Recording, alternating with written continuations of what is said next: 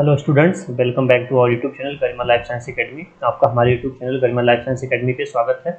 इस लेक्चर में हम बात करेंगे सेल कम्युनिकेशन के बारे में। सेल कम्युनिकेशन में हम जीपीसीआर पाथवेज के बारे में देखेंगे। तो हमने जीपीसीआर के पाथवेज के बारे में प्रीवियस क्लास में क्या देखा था, कोल्डर टॉक्सिन पाथवे देखा था। इस लेक्चर में हम पर्ट्यूसिस पाथवे देखेंगे।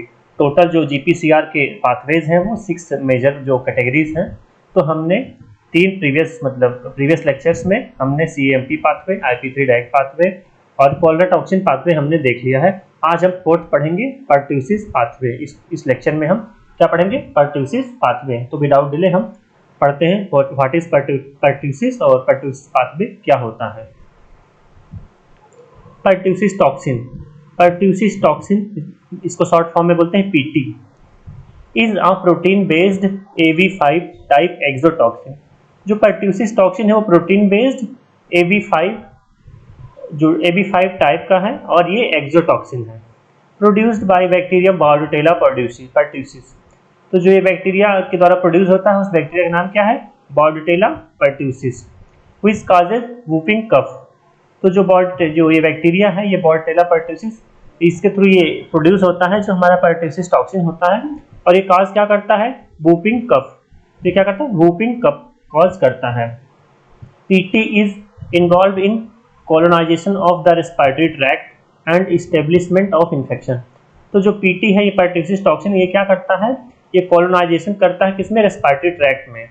रेस्पिरेटरी ट्रैक्ट में ये कॉलोनाइजेशन करता है खुद जो बैक्टीरिया है, और उसके बाद ये इन्फेक्शन को कॉज करता है और इस्टेब्लिश करता है इन्फेक्शन को। PTX जो है pertussis toxin catalyzes the ADP ribosylation of alpha i subunit. जो जी प्रोटीन का अल्फा आई है वो इनहिबिटरी अल्फा आई सब यूनिट को पे ये ADP राइबोसाइलेशन करता है सिस्टीन रेसिड्यूज पे of the heterotrimeric G protein. जो हेटेरोट्राइमरिक जी प्रोटीन होता है जी आई अल्फा के सिस्टीन रेसिड्यूज पे ये ADP राइबोसाइलेशन करता है। This prevents the G protein from interacting with GPCR on the cell membrane.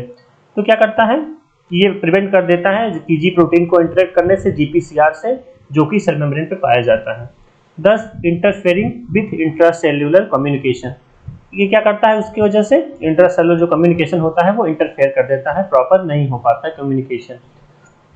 The GI जो है G inhibitory subunit remain locked in their GDP bound inactive state, thus unable to inhibit adenylyl cyclase leading to increased cellular concentration of CAMP। तो क्या होता है, जब pertussis toxin ये जो हमारा GI है, मतलब जी प्रोटीन जो इनहिबिटरी जी प्रोटीन है, जब उस पर ये ADP राइबोसाइलेशन कर देता है तो ये क्या होता है, हमेशा के लिए लॉक हो जाता है ये, और GDP फॉर्म में ये बाउंड रहता है और हमेशा के लिए इनएक्टिव हो जाता है। जब ये इनएक्टिव हो जाता है तो ये एडेनाइल साइक्लेज को इनहिबिट नहीं कर पाता है। तो एडेनाइल साइक्लेज को इनहिबिट नहीं कर पाएगा तो एडेनाइल साइक्लेज का कंसंट्रेशन बहुत बढ़ने लगता है, उसके द्वारा जो CAMP का कंसंट्रेशन है वो भी बहुत इंक्रीज हो जाता है। तो जो cellular concentration of CAMP increase हो जाता है। Research suggest PT may have a therapeutic role in treating of number of common human elements including hypertension, viral infection and autoimmunity. तो बहुत सारे जो रिसर्च सजेस्ट करते हैं कि जो पर्ट्यूसिस टॉक्सिन है वो थेरेपेटिक की तरह भी काम करता है कुछ डिजीजेस को ट्रीटमेंट करने के, जैसे hypertension, viral infection and autoimmunity को के लिए ये थेरेपी का काम भी करता है। तो हमने इसमें क्या देखा, ये जो डायग्राम है ये बॉर्डोटेला पर्ट्यूसिस है। ये जो बॉर्डोटेला पर्ट्यूसिस बैक्टीरिया है ये है उसका स्ट्रक्चर और ये उसका स्ट्रक्चर है। तो हमने देखा कि जो ये पर्ट्यूसिस टॉक्सिन है ये protein based AB5 type exotoxin होता है। बॉर्डोटेला पर्ट्यूसिस इसको प्रोड्यूस करता है, ये जो डिजीज कॉज करता है उसको बोलते हैं वूपिंग कफ। तो ये क्या करता है, हमारे रेस्पिरेटरी ट्रैक्ट पे कोलोनाइजेशन करता है, उसके बाद इन्फेक्शन करता है। और ये क्या करता है, जो हमारा जी प्रोटीन होता है, GI प्रोटीन, उसके सिस्टीन रेसिड्यूज पे ADP राइबोसाइलेशन करके उसको हमेशा के लिए मतलब लॉक कर देता है GDP बाउंड फॉर्म में। जब वो लॉक हो जाता है GDP बाउंड फॉर्म में तो वो एडेनाइल साइक्लेज को इनहिबिट नहीं कर पाता है, उससे क्या होता है, एडेनाइल साइक्लेज का कंसंट्रेशन बहुत इंक्रीज हो जाता है। Due to increase concentration of adenylyl cyclase the increase cellular concentration of CAMP। तो जो सेल्यूलर का जो हमारा सेल्यूलर CAMP कंसंट्रेशन हो जाता है बहुत इंक्रीज हो जाता है। तो इस पाथवे में यही देखा गया है। नेक्स्ट हम स्लाइड में हम पूरा अच्छे से डायग्राम के थ्रू इसको हम समझते हैं। परट्यूसिस टॉक्सिन, तो PT catalyzes the ADP ribosylation of alpha I subunit of heterotrimeric G protein.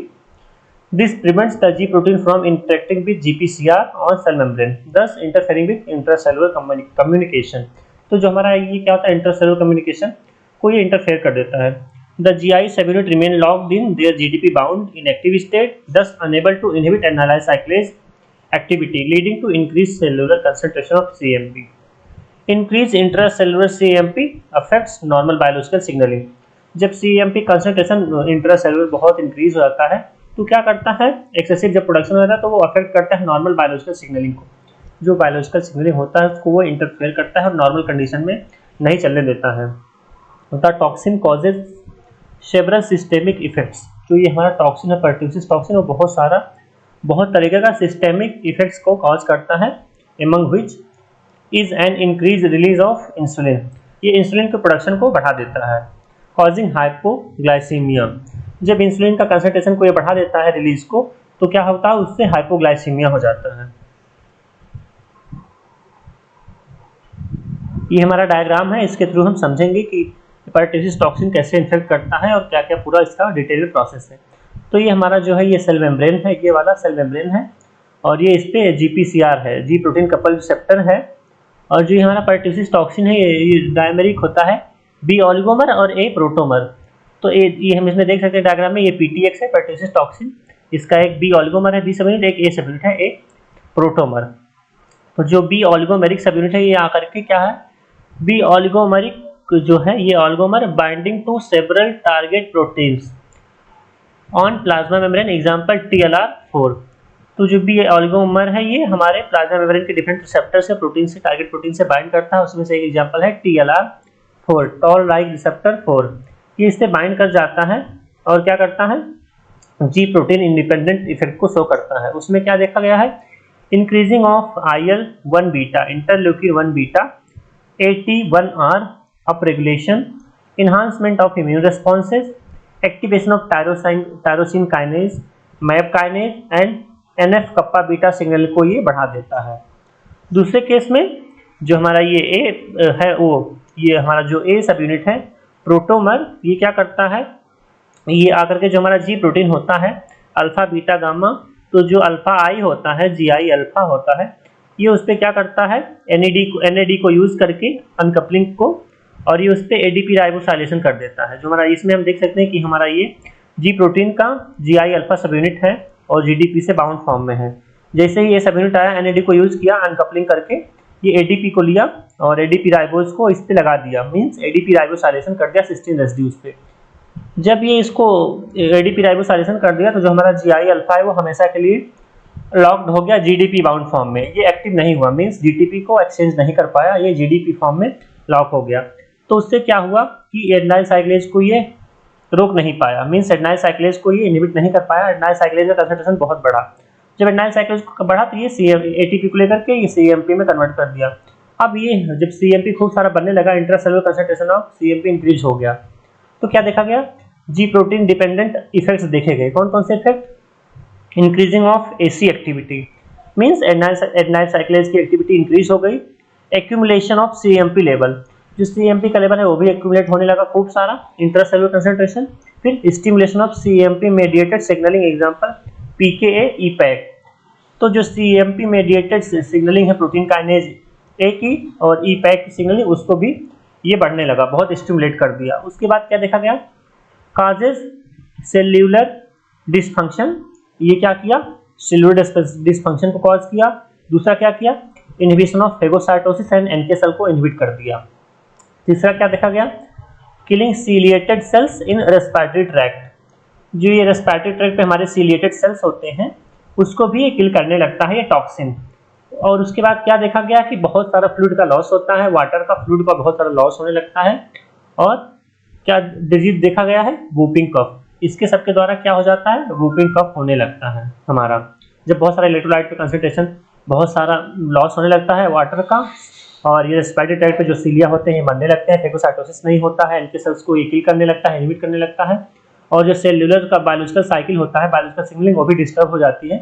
तो उससे क्या देखा गया है, कौन सा डिजीज, वूपिंग कफ ये कॉज करता है। तो ये हमने देखा कि ये कैसे, जो ये ए सब यूनिट है, मतलब 2 सब यूनिट रहते हैं पहले, बी आकर के इधर बाइंड करता है जीपीसीआर से टारगेट प्रोटीन पे, और ये टेलआर पे बाइंड करके ये सिग्नल को इंगेज कर देता है, और इंटरलेकिन 1 बीटा ATE1R को ये, और map kinase and kappa beta signal को ये इंक्रीज कर देता है।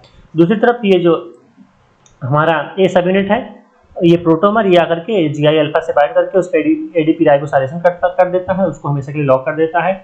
उससे क्या होता है, ये GI अल्फा सब यूनिट है, ये एडेनाइल साइक्लेज को इनहिबिट नहीं कर पाता है। इसका कंसंट्रेशन खूब बढ़ने से ये CAMP खूब सारा बनाता है। खूब ये CAMP बनने के कारण ये जी प्रोटीन जो डिपेंडेंट इफेक्ट देखे जाते हैं उसको ये इंक्रीज कर देता है। एडेनाइल साइक्लेज की एक्टिविटी को इंक्रीज कर दिया, एक्यूमुलेशन ऑफ CAMP लेवल को इंक्रीज कर देता है, CAMP मेडिएटेड पाथवे को, PKA को बहुत सारा बढ़ा देता है। उससे सबसे क्या होता है, ये सेलुलर डिसफंक्शन होने लगता है। ये क्या कर देता है, inhibition of phagocytosis and NK cells, killing ciliated cells in respiratory tract. तो ये सारे सेल्स को किल करने लगता है, और वाटर का बहुत लॉस होता है, फ्लूइड का लॉस होने लगता है, जो भी हमारे आयन से उनका लॉस होने लगता है। उससे सबसे क्या होता है, वूपिंग कफ देखा जाने लगता है। इसमें बहुत सारे सिम्टम्स हो जाते हैं। तो इसमें हमने देखा कि कैसे पर्ट्यूसिव टॉक्सिन वूपिंग कफ कॉज करता है, और कैसे ये GI प्रोटीन को इनहिबिट करता है, पूरा GI अल्फा को। ये हमारा ये समरी डायग्राम है। इस टेबल में हम पूरा समरी देखेंगे, जो हमारे टॉक्सिन्स दोनों देखे थे हमने, कॉलर टॉक्सिन और पर्ट्यूसिव टॉक्सिन। तो इसमें क्या है, पहला जो है पर्ट्यूसिव टॉक्सिन, ऑर्गेनिज्म ये किससे कॉज होता है, बॉर्डेटेला पर्ट्यूसिस से। जो ये पर्ट्यूसिव टॉक्सिन है ये कौन प्रोड्यूस करता है, बॉर्डेटेला पर्ट्यूसिस। जो जीन इसका लोकेशन है ये क्रोमोसोम पे पाया जाता है पर्ट्यूसिव टॉक्सिन। सब यूनिट इसका स्ट्रक्चर क्या है, A5BG सब यूनिट इसका देखा गया है। जो टारगेट सेल रिसेप्टर है, किस सेल को टारगेट करता है, asparagine link oligosaccharide and lactosyl ceramide sequence को ये टारगेट करता है, जो स्पेसिफिक रिसेप्टर होता है। और एंजाइमेटिक एक्टिविटी में क्या देखा गया है, ये क्या करता है, ADP ribosylation of signal transducing G protein. जो सिग्नल ट्रांसड्यूसिंग जी प्रोटीन होता है ये उस पर ADP राइबोसाइलेशन कर देता है।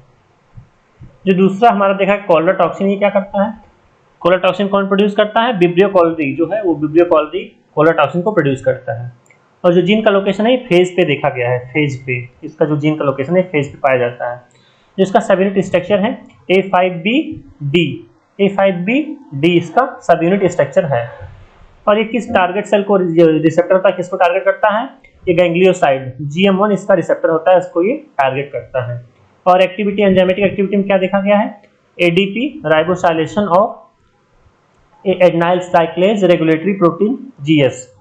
तो ये क्या करता है, ये GS पे ADP राइबोसाइलेशन करता है, और पर्ट्यूसिव टॉक्सिन GI पे जो जी इनहिबिटरी होता है, जी इनहिबिटरी सब यूनिट होता है अल्फा, उस पे ये ADP राइबोसाइलेशन करता है पर्ट्यूसिव टॉक्सिन। और जो कॉलर टॉक्सिन है वो GS अल्फा, जो जी प्रोटीन का स्टिमुलेटरी अल्फा होता है, उस पे ये ADP राइबोसाइलेशन करता है। तो इस टेबल में हमने देखा कि एक समरी की जो पर्ट्यूसिव टॉक्सिन है वो क्या है, उसका target cell, substructure, enzymatic activity. और जो कॉलर टॉक्सिन है उसका हमने देखा ऑर्गेनिज्म जो है विब्रियो कॉलरा है, जिन लोकेशन फेज पे पाया जाता है। जो टारगेट रिसेप्टर है वो GM1 है, गैंग्लियोसाइड 1। और ये क्या करता है, एंजाइमेटिक एक्टिविटी में ADP ribosylation of adenylyl cyclase regulatory protein GS। तो GS पे ये जो जी स्टिमुलेटरी अल्फा होता है उस पे ADP राइबोसाइलेशन कर देता है।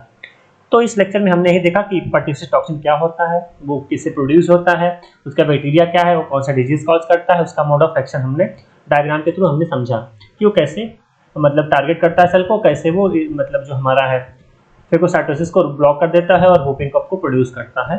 तो हमने इसमें यही देखा। I hope you guys understand this pertussive toxin and mode of action, और क्या होता है पर्ट्यूसिव टॉक्सिन आप अच्छे से समझ गए होंगे। If you like my video notes and lectures, you can share, like, subscribe my YouTube channel Garima Life Science Academy. You can share with your friends and your juniors so that it will reach to maximum number of students and they will get more benefit and their preparation is boost. Thank you guys.